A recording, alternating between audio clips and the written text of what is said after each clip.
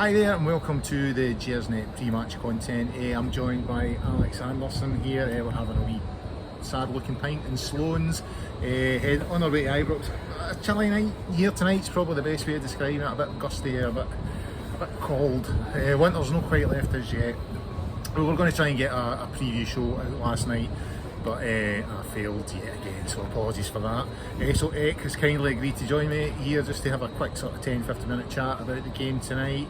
I suppose first and foremost, Ek, vital that we won tonight, absolutely vital. I think so, Colin. I think we're all getting obsessed with the game next week. Yeah. Next Wednesday night. I think the delaying of that fixture, which we'll not go into again, for fear that I start sinking these pints too rapid. It's been driving me to drink. That I think has also led to us being a bit obsessed by it and focusing on it too much. We pick up 3 points tonight. We pick up 3 points on Saturday away to Ross County. We come out of Parkhead top of the league, no matter what happens. And I've got to admit I'm a bit concerned. I know my partner worked out for last night, Burns night and haggis to Hadji, but it's just the news and the injury front has been as brutal almost as my partner. Losing. It's not that bad. It's not quite that bad. But no, it was a bit of a signal yesterday. It just feels like maybe Scott Brown wouldn't have played last week. And if we'd played Aberdeen, we were supposed to play them. Yeah. We might hate to admit it, but he had a big influence in the game. Hadji would not have been injured for Pittodrie, for Parkhead. If the game had been played when it was supposed to be played. Maybe it looks like we're going to get Joe Aribo back, maybe for Saturday anyway. But I feel as if there's a wee bit of doubt crept in with me last Tuesday. I was really disappointed with the performance, and I know there was mitigating circumstances, the players we had out and what have you, but I still felt as if we had enough on the park to do a lot better than we did. But I hope it's just Rangers taking a wee breather before they kick on again. Start like tonight. On Hadji, it did look a sore one at the time, but it came as a wee bit of a shock to me yesterday. And I think I've said this before on the show that I think he's an underestimated player. And I think we will miss him. And certainly in terms of numbers, in terms of goals and assists, he certainly provides. And okay, he's young, he sort of flits in and out of games, and he can sometimes. I remember a couple of weeks before the Christmas break, he was announced as man in the match, and everybody sort of burst out laughing in the stadium because he'd had a bit of a stinker. He's got that, in his locker that he can be, he can put in a poor performance, but he's also got it in his locker that he can be a major player for us, and I think we'll miss him. Well, you look at what happened last week. It was a case of Hadji scored at Pittodrie, but he was rubbish. No, yeah. It's a case of Hadji was rubbish, but he scored at Pittodrie. Yeah. This is what he can do even when he's having a bad game. I've been defending him to the hilt all this season in particular, and I think we've been kind of spoilt with Joe Aribo, who's obviously Scotland's player of the year just now. And there's a thing that I think all football supporters do is they tend to have a kind of, there's a hero and there's got to be somebody who's no coming up to the mark, just gives you something to chat about. But I think Yanis Hadji is really underestimated. See if you watch, there's lots of compilation videos kicking about on YouTube just now, like the road to 55 and what have you, and even of our goals this season. Yanis Hadji is involved in so much more, not just in terms of the goals he's scoring, but he has that I've been lobbying for him to be nicknamed the locksmith or the safecracker, or one of the kind of Italian style nicknames that they give a really cultured player who's underappreciated sometimes. And I think, particularly in a game like tonight, somebody who could put that wee ball round the corner, somebody who's that wee visionary pass is what is going to be, could be potentially really missed. Yanis Hadji scored the first goal this season for us in the league. It's against Livingston. He won the free kick that got that goal. Yeah. He's come on the League Cup tie against Livingston at Ibrox, and transformed that game at half time. We beat him 3-1. Gio's first league game in charge of us this season. We beat him 3-1 at Almond Vale. And for the second goal was an absolute worldie from Joe Aribo, but that is started by a beautiful crossfield pass from Yanis Hadji, and I think that's why it's not the actual direct assist, it's not the goal itself, and people maybe underappreciate him. But I think what we've got, the biggest worry for me, the biggest thing we've got on our plate tonight is how can we replace him against a famously stuffy side. Yeah, I'll defy anyone to tell me what foot he kicks with, Yanis Hadji. I think yes, that goes under the radar sometimes, and I think he's a hard working player, and I do. I think we'll miss him.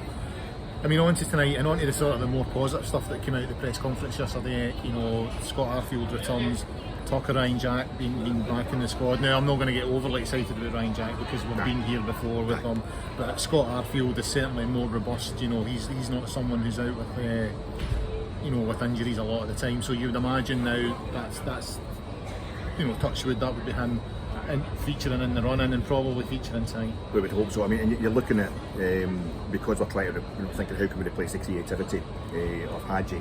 You're seeing Ryan Jack back in the squad, Scotty Arfield, you know, with Glenn Kamara in there. You're thinking we're just missing Steve Davis, and we've got the old band back together. We've got the band back together. We've got that midfield that we really loved at the beginning of last season and kind of the tail end of the previous season. But I can't see Ryan Jack hitting the ground running. We're talking obviously just, you know, an hour or so before the team sheets are actually released. But you can't imagine Ryan Jack starting tonight. No. You know, Scotty Arfield only been out for a few weeks, so you're thinking he's got more of a chance. But even then, Scotty Arfield, who I was hoping December was another one of those months where he just comes out and transforms our season by being electric for a month. You know, it's at the age he is, he's going to take a wee, you know, maybe a week or two, a game or two to get going. You know, and as I say, we can't be losing points tonight or next week. As vital as going to Parkhead and doing the business there is getting these points tonight. So I hope Scotty Arfield can hit the ground running and get back into that kind of going beyond form, which opened up Livingston within 4 minutes of the last time we played them. I mean, on tonight as well, you know, Celtic are going along the road to face the wee Huns, as they like to refer to them as, for reasons that's never been quite explained properly, but it's no sectarian, whatever it is. No. You know, so it does kind of feel like almost like a 6-pointer tonight. You know, if we get the 3 points tonight, and there is a wee chance that they slip up tonight, I think they'll win tonight. But you know, even a draw, you know, it re-establishes that 6-point lead, and then you're going into the game next week at Celtic Park in a bit of a stronger position. And never mind our team sheet. What's the Hearts team sheet? You know what that is? Is Suter playing tonight? And we're sitting here with it. He's sitting next to me now. I mean, I'm into the depths of despair yesterday when we lost Hadji. I'm sitting here with the pint most definitely more than half full, but John Suter's either going to play the night and score the winner, or he's going to play the night and get his leg broken. So he'll certainly get some treatment. He'll get a special treatment for both sets. Anyway, he's like John Beaton, you know what I mean? Yeah, we can't win. No, but I would like to see. I would just like to see us concentrating on the night, mate. It doesn't matter what happens. We can't be relying on anything happening through at Tynecastle. And I'm just thinking, what's our team going to be tonight? You know, what are we putting out? Because we have got to get the 3 points here. But we've been talking. Our biggest fear at Parkhead isn't it the teams? It's just the sheer the percentages. It's so long since they've beaten us. You're thinking, that's what my worry. No, that's what I said in the show on Sunday. By the law of averages, and especially as we're not having any supporters there, it just might be there. But I'm starting to get that way about Livingston. You know, who always, you know, I mean, they went to Parkhead and got a point. You know, albeit by inflicting the most horrific head knock ever received by a player in world football. But they've taken a point. And by giving away the most ridiculous penalty of all time as well, but we'll not get into that. Unbelievable. But they're a sticky team, and I feel that they're more than due a result against us, albeit that Davy Martindale will be coming out with a black armband on because of Hadji's injury. You know, but he's never not tried to give Rangers the hardest game possible. So it's a sticky game tonight, and what are we looking at? I mean, do you actually think young Alec Lowry's going to get a chance tonight? You know, I mean, take it, Joe Aribo's. He's a non-starter. I mean, I'm getting to the point. I would like to see Aribo just, you know, the flip flops and the duty-free bag. Just get him straight on the park. Pick him up at Glasgow Airport 5 minutes before kick-off. Right, there's your boots, Joe. You're in. You're playing. Then I think that's what it is. There's a danger that we're placing too much emphasis on Aribo as well. We've got the players there that should do the business. Really looking forward to James Sands got to be a contender tonight. We didn't get to see the best in Pittodrie, but he wasn't as bad as anybody else. As everybody was, a lot of people were making out.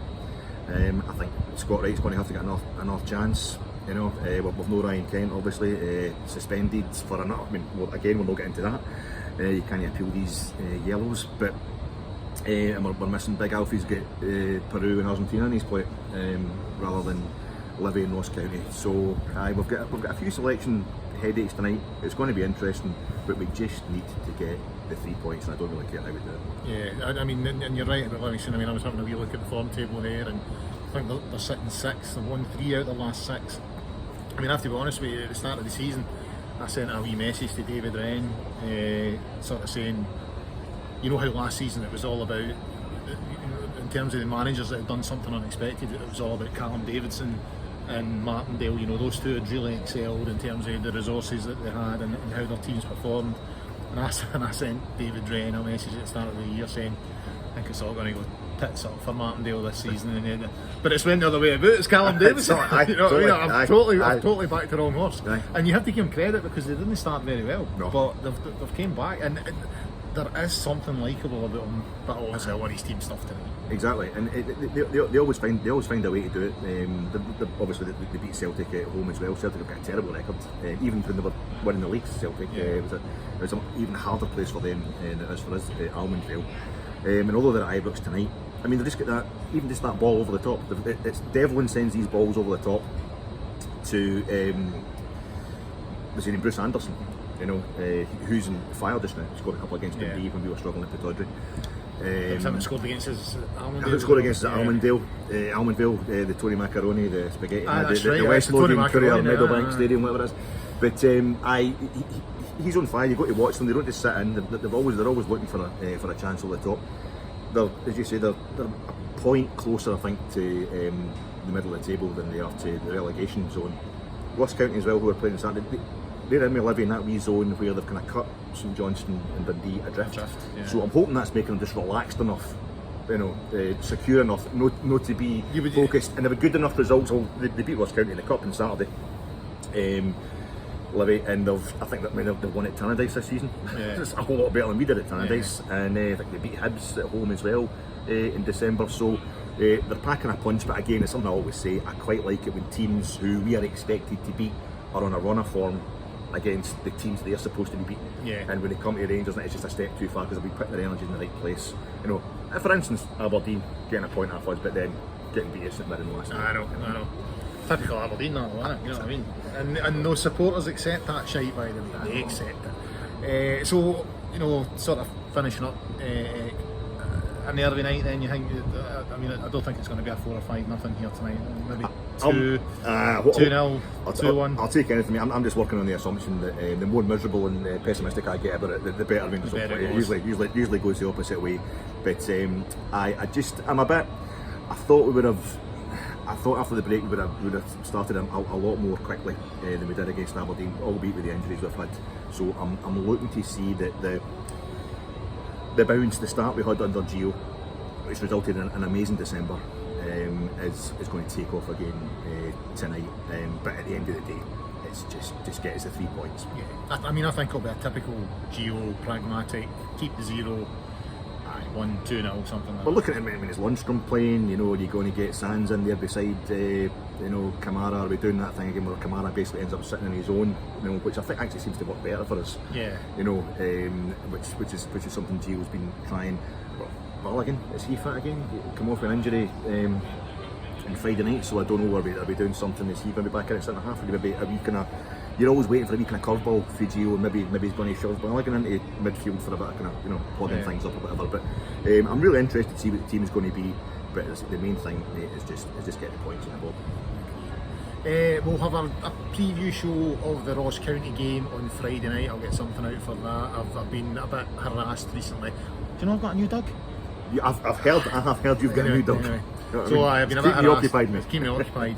But we'll definitely get a preview show out on Friday night for the Ross County game, and obviously the flagship show will be back on Sunday, so look out for that. I believe Ross is hosting. Are you on that? I actually don't know. He doesn't know. I'm almost available anyway. You know? I just sit about the house waiting for the call, you know. Well, here's hoping Rangers get a result tonight, and until the next time, bye for now.